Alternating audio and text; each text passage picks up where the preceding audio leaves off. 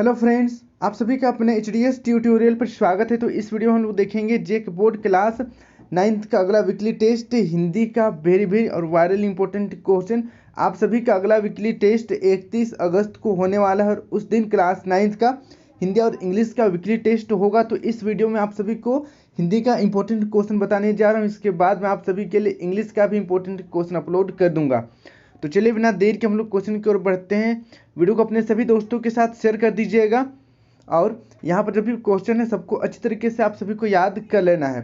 पहला क्वेश्चन देखिए, लहासा की ओर पाठ हिंदी गद्य की कौन सी विधा है? बताना है लहासा की ओर पाठ हिंदी गद्य की कौन सी विधा है। पहला ऑप्शन है कहानी, दूसरा संस्मरण, तीसरा यात्रा वृत्तांत और चौथा निबंध। तो इसका सही आंसर हो जाएगा ऑप्शन नंबर तीसरा, यात्रा वृत्तांत है। फिर देखिए नेक्स्ट अगला सेकेंड नंबर, लहासा की ओर पाठ के लेखक कौन है? लहासा की ओर पाठ के लेखक कौन है? पहला ऑप्शन है प्रेमचंद, दूसरा ऑप्शन है राहुल सांकृत्यानंद, तीसरा ऑप्शन है महादेवी वर्मा, चौथा ऑप्शन है हजारी प्रसाद द्विवेदी। तो इसका सही आंसर हो जाएगा ऑप्शन नंबर दूसरा, राहुल सांकृत्यानंद। फिर देखिए नेक्स्ट अगला तीसरा नंबर, राहुल सांकृत्यानंद का जन्म कहाँ हुआ? राहुल सांकृत्यानंद का जन्म कहाँ हुआ? पहला ऑप्शन है आजमगढ़ के 15 गांव में, दूसरा ऑप्शन है लहासा में, तीसरा वाराणसी के लम्ही गांव में और चौथा इनमें से कोई नहीं।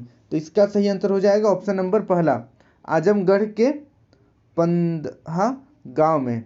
इसका आप लोग याद कर लीजिएगा, इंपॉर्टेंट क्वेश्चन है, पूछा जा सकता है आप लोगों का एग्जाम में। फिर देखिए नेक्स्ट अगला 4 नंबर, राहुल सांकृत्यानंद जी ने कौन सा शास्त्र लिखा? राहुल सांकृत्यानंद जी ने कौन सा शास्त्र लिखा है? पहला ऑप्शन है नागरिक शास्त्र, दूसरा ऑप्शन है समाज शास्त्र, तीसरा ऑप्शन है मानव शास्त्र या चौथा ऑप्शन है घुमक्कड़ शास्त्र। तो इसका सही आंसर हो जाएगा ऑप्शन नंबर चौथा, देखिए घुमक्कड़ शास्त्र। इसका आप लोग याद कर लीजिएगा, घुमक्कड़ शास्त्र। राहुल सांकृत्यानंद ने घुमक्कड़ शास्त्र लिखा है। अब बढ़ते हैं नेक्स्ट अगला क्वेश्चन देखिए 5 नंबर का क्वेश्चन देखिए, सौंदर्य प्रसाधन किसे कहते हैं? सौंदर्य प्रसाधन किसे कहते हैं? पहला ऑप्शन सुंदरता बढ़ाने वाली वस्तुओं को, दूसरा सुंदर वातावरण को, तीसरा सुंदर दिखने वाली वस्तु को, चौथा इनमें से सभी। तो इसका सही आंसर हो जाएगा ऑप्शन नंबर पहला, सुंदरता बढ़ाने वाली वस्तुओं को सौंदर्य प्रसाधन कहते हैं। अब बढ़ते हैं 6 नंबर देखिए, हास्यास्पद का क्या अर्थ है? बताना है हास्यास्पद का क्या अर्थ है। पहला ऑप्शन है हंसने योग्य, दूसरा हंसते पादप, तीसरा हर समय, चौथा इनमें से कोई नहीं। तो इसका सही आंसर हो जाएगा ऑप्शन नंबर पहला, हास्यास्पद का अर्थ होता है हंसने योग्य। फिर देखिए नेक्स्ट अगला 7 नंबर, आधुनिक बाजार कैसे सामानों से भरा पड़ा है? पहला ऑप्शन है सस्ती, दूसरा खर्चीली, तीसरा अनुपयोगी, चौथा विलासितापूर्ण।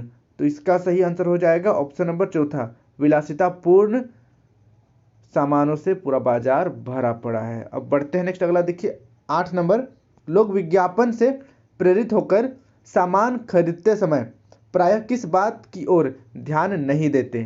पहला ऑप्शन है उत्पादों की गुणवत्ता, दूसरा विज्ञापन की सच्चाई, तीसरा उत्पादों की विश्वसनीयता और चौथा इनमें से सभी। तो इसका सही आंसर हो जाएगा ऑप्शन नंबर पहला, उत्पादों की गुणवत्ता की ओर ध्यान नहीं देते हैं। अब बढ़ते हैं नेक्स्ट अगला देखिए 9 नंबर, हमारी वर्तमान संस्कृति कैसी है? पहला ऑप्शन है राजनीतिक संस्कृति, दूसरा पारंपरिक संस्कृति, तीसरा ऑप्शन है अनुकरण संस्कृति, चौथा वैचारिक संस्कृति। तो इसका सही आंसर हो जाएगा ऑप्शन नंबर तीसरा, अनुकरण की संस्कृति है। हमारा वर्तमान संस्कृति कैसा? अनुकरण, बस एक दूसरे को देखकर उसी के जैसे लोग करना चाहते हैं। अब बढ़ते हैं नेक्स्ट अगला देखिए 10 नंबर, हम किसके उपनिवेश बनते जा रहे हैं? बताना है हम किसके उपनिवेश बनते जा रहे हैं। पहला ऑप्शन है भारतीय संस्कृति के, दूसरा पाश्चात्य संस्कृति के, तीसरा खाड़ी देशों की संस्कृति के, चौथा मध्य एशिया संस्कृति के। तो इसका सही आंसर हो जाएगा ऑप्शन नंबर दूसरा, पाश्चात्य संस्कृति के, पश्चिमी सभ्यता के हम उपनिवेश बनते जा रहे हैं। इसका आप लोग याद कर लीजिएगा। अब बढ़ते हैं अगला 11 नंबर की ओर। 11 नंबर का क्वेश्चन है, पाठ के अनुसार महिलाओं के साथ पुरुष भी किस दौड़ में शामिल हो गए हैं? पहला ऑप्शन है नाचने गाने में, दूसरा मेहंदी लगाने में, तीसरा घर के कामकाज में, चौथा सौंदर्य प्रसाधन के उपयोग करने में, तो इसका सही आंसर हो जाएगा ऑप्शन नंबर चौथा, सौंदर्य प्रसाधन के उपयोग करने में, यानी कि मेकअप वगैरह करने में आजकल पुरुष भी महिलाओं के जैसे इस दौड़ में शामिल हो गए हैं। अब बढ़ते हैं नेक्स्ट, अगला देखिए 12 नंबर का क्वेश्चन है, माझी को दूं क्या उतराई में माझी कौन है? पहला ऑप्शन नाविक, दूसरा दोस्त, तीसरा पति, चौथा ईश्वर। तो इसका सही आंसर हो जाएगा ऑप्शन नंबर चौथा, ईश्वर नाविक है।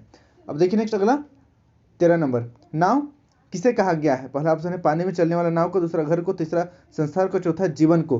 तो इसका सही आंसर हो जाएगा ऑप्शन नंबर चौथा, जीवन को नाव कहा गया है। अब बढ़ते हैं नेक्स्ट, अगला देखिए 14 नंबर, ललद्य किस भाषा की कवित्री है? ललद्य किस भाषा की कवित्री है? पहला ऑप्शन है हिंदी, दूसरा बंगला, तीसरा कश्मीरी, चौथा अंग्रेजी। तो इसका सही आंसर हो जाएगा ऑप्शन नंबर तीसरा, कश्मीरी भाषा की कवित्री है। अब बढ़ते हैं नेक्स्ट, अगला देखिए 15 नंबर, ललद्य की काव्य शैली को क्या कहा जाता है? पहला ऑप्शन है वाक, दूसरा दोहा, तीसरा चौपाई, चौथा सवैया। तो इसका सही आंसर हो जाएगा ऑप्शन नंबर पहला, वाक कहा जाता है। अब बढ़ते हैं नेक्स्ट, अगला देखिए 16 नंबर, कवित्री ने ज्ञानी किसे माना है? कवित्री ने ज्ञानी किसे माना है? पहला ऑप्शन है योग साधना करने वाला को, दूसरा बहुत पढ़ा लिखा को, तीसरा भोग विलास में लिप्त रहने वाला को, या चौथा सहज भाव से अपने मन में परमात्मा को खोजने वाला को। तो इसका सही आंसर हो जाएगा ऑप्शन नंबर चौथा, सहज भाव से अपने मन में परमात्मा को खोजने वाला को कवित्री ज्ञानी मानती है। तो इसको आप लोग याद कर लीजिएगा, इंपॉर्टेंट क्वेश्चन है, आप लोगों से 10 MCQ क्वेश्चन पूछा जाएगा, सभी क्वेश्चन को याद कर लेना है। अब बढ़ते हैं हम लोग कुछ सब्जेक्टिव क्वेश्चन की ओर। देखिए पहला इंपॉर्टेंट सब्जेक्टिव क्वेश्चन है, रस्सी यहाँ किसके लिए प्रयुक्त हुआ है और वह कैसी है? तो इसका उत्तर देखिए, रस्सी यहाँ जीवात्मा अर्थात निरंतर चलने वाली सांसों के लिए प्रयुक्त हुआ है। यह रस्सी कच्चे धागे के समान कमजोर है जो कभी भी टूट सकती है। तो इसका आप लोग याद कर लीजिएगा, इंपॉर्टेंट क्वेश्चन है। सेकंड नंबर का क्वेश्चन देखिए, कवित्री द्वारा मुक्ति के लिए किए जाने वाले प्रयास व्यर्थ क्यों हो रहे हैं? तो इसका उत्तर देखिए, कवित्री सांसारिक मोह माया लोभ आदि बंधनों से मुक्त नहीं हो पा रही है। ऐसे में वह प्रभु भक्ति सच्चे मन से नहीं कर पा रही है।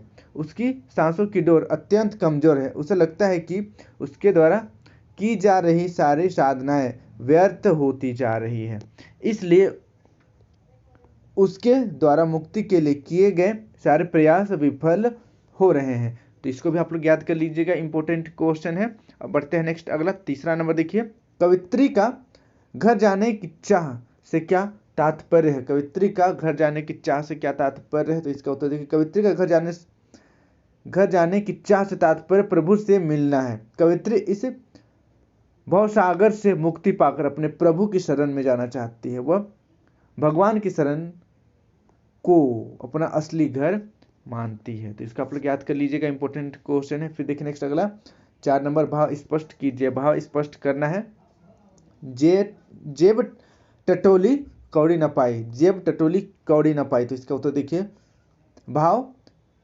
कवित्री कहती है कि इस संसार में आकर वह सांसारिकता में उलझ कर रह गई है। जब उन्होंने जीवन के अंतिम क्षण में अपने जीवन का लेखा जोखा देखा तो उनकी भक्ति के परिणाम स्वरूप उनके पास प्रभु को देने के लिए कुछ भी नहीं था। अब उसे चिंता सता रही है कि भवसागर पार करने वाले मांझी अर्थात ईश्वर को उत्तराई के रूप में क्या देगी। तो इसका आप लोग याद कर लीजिएगा, इंपॉर्टेंट क्वेश्चन है। अब बढ़ते हैं नेक्स्ट अगला देखिए 5 नंबर, लेखक लंगकोर के मार्ग में अपने साथियों से किस प्रकार बिछड़ गया? तो इसका उत्तर देखिए, लंगकोर का मार्ग चढ़ाई वाला था। लेखक का घोड़ा बहुत सुस्त था एवं थकावट के कारण धीरे धीरे चल रहा था। आगे बढ़ने पर एक जगह 2 रास्ते निकले हुए थे। लेखक बाएं रास्ते पर लगभग 1.5 मील आगे चल गए। आगे एक घर में पूछने पर पता चला कि लंगकोर का रास्ता दाहिनी वाला था। फिर लौटकर उन्होंने सही रास्ते को पकड़ा। उन्हीं कारणों से लेखक लंगकोर के मार्ग में अपने साथियों से पिछड़ गया। तो इसको भी आप लोग याद कर लीजिएगा, इंपॉर्टेंट क्वेश्चन है। फिर और एक क्वेश्चन देखते हैं हम लोग, देखिए 6 नंबर, लेखक ने उपभोक्ता संस्कृति को अपने समाज के लिए चुनौती क्यों माना है? तो इसका उत्तर देखिए, क्योंकि हम उपभोक्तावादी संस्कृति के कारण अपनी सांस्कृतिक विरासत को पीछे छोड़ रहे हैं। हम असंयमित होकर अपनी नैतिक मर्यादाओं को भूलते जा रहे हैं। इसके कारण हमारे परंपराओं का क्षरण हो रहा है। यह हमारे सौहार्दपूर्ण सामाजिक परिवेश के लिए भयंकर खतरे की निशानी है। इसलिए लेखक ने इस उपभोक्तावाद की संस्कृति को हमारे समाज के लिए चुनौती माना है। तो इसको आप लोग याद कर लीजिएगा, इंपॉर्टेंट क्वेश्चन है। अपने सभी दोस्तों के साथ वीडियो को शेयर कर दीजिएगा और चैनल को भी सब्सक्राइब कर लीजिएगा। आज के लिए इतना ही। Thank you for watching video. जय हिंद, जय भारत।